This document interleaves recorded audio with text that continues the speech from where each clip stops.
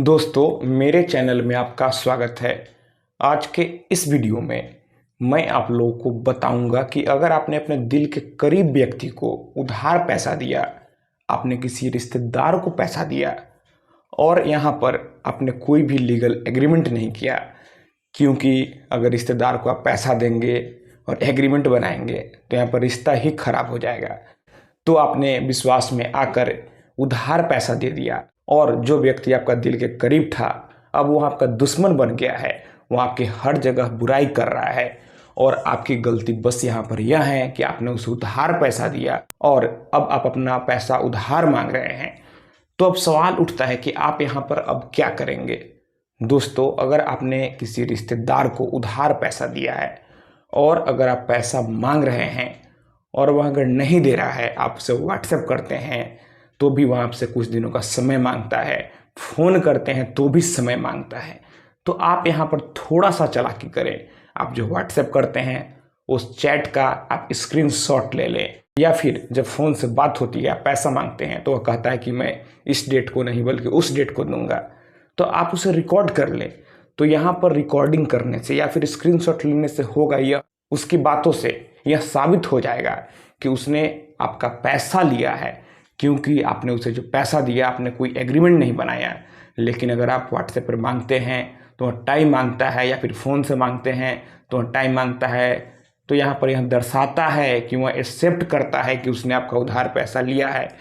और यहाँ पर आप एग्रीमेंट ना बनाएं, क्योंकि यहाँ पर रिश्तेदार की बात है।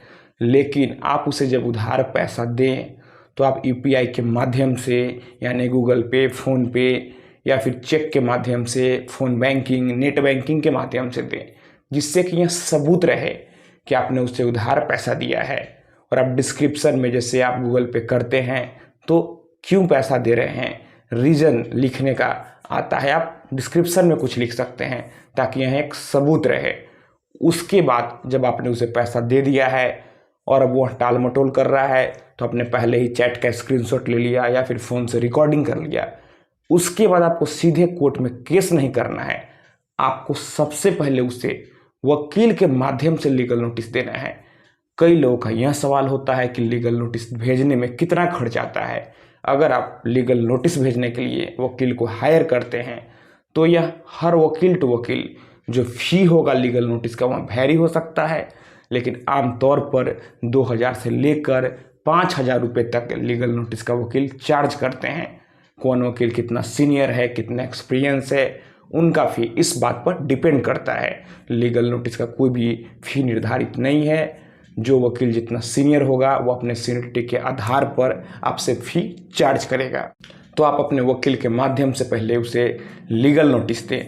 आप नोटिस में उसे 15 दिनों का मोहलत दें कि आप 15 दिनों के भीतर मेरे पैसे का भुगतान करें, अन्यथा मैं कोर्ट में केस फाइल करूंगा। अगर आपके लीगल नोटिस देने के बावजूद भी वो आपके पैसा का भुगतान नहीं करता है तो यहाँ आपके पास सबूत होता है कि आपने उसे लीगल नोटिस पहले दिया था। तो आप यहाँ पर सीधे सिविल कोर्ट में सीपीसी के ऑर्डर 37 में समरी सूट फाइल कर सकते हैं।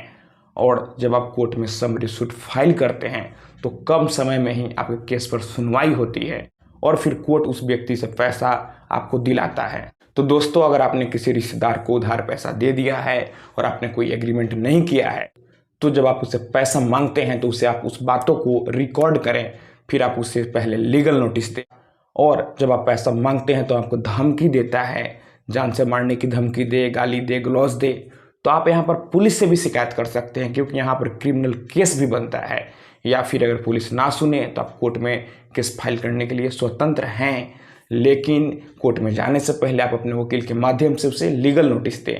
अगर आप हमारे माध्यम से लीगल नोटिस दिलवाना चाहते हैं तो आप हमें पहले इंस्टाग्राम पर फॉलो कर लें।